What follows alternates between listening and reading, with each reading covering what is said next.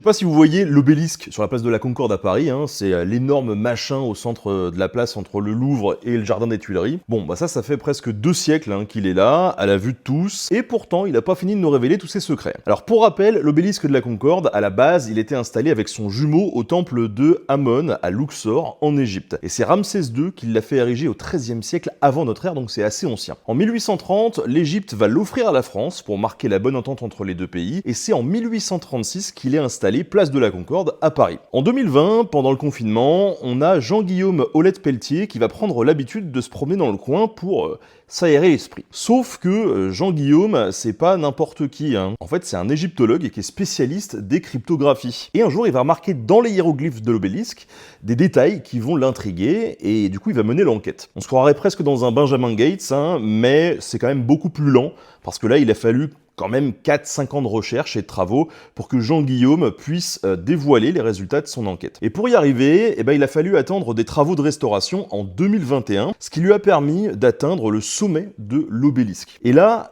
qu'est-ce qu'il a découvert? Tout d'abord, il a découvert des crypto-hiéroglyphes. Les crypto-hiéroglyphes, en fait, c'est des genres de rébus ou des textes secrets insérés dans les inscriptions hiéroglyphiques. Et ça, il y a très peu de gens qui savent aujourd'hui les lire, hein, tout comme à l'époque de l'Égypte antique d'ailleurs. Suite à ça, Jean-Guillaume, il a réalisé que ces textes secrets, ils pouvaient être cachés et se lire en 3 dimensions. Par exemple, on peut cacher des phrases avec des éléments du décor, le trône d'enfant de Toutankhamon, par exemple, c'est un bon exemple. On a les bras, les jambes qui sont eux-mêmes des hiéroglyphes et qui se combinent avec les vrais hiéroglyphes. Bref, c'est complexe. Et pour l'obélisque, en tout cas, c'est la même idée.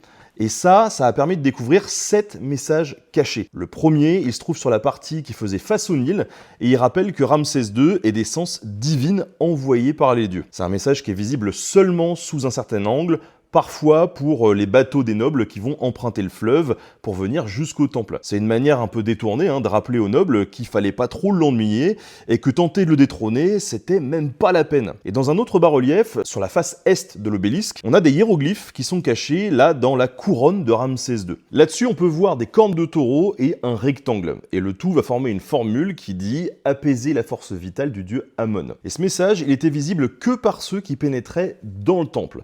Et là, c'est tout un symbole. Bon, je vais pas vous détailler les 7 messages secrets, hein, mais personnellement, je garde quand même l'idée en tête pour le jour où j'écris un livre d'aventure façon Indiana Jones ou pour mon prochain Donjons et Dragons, hein, parce que c'est assez malin.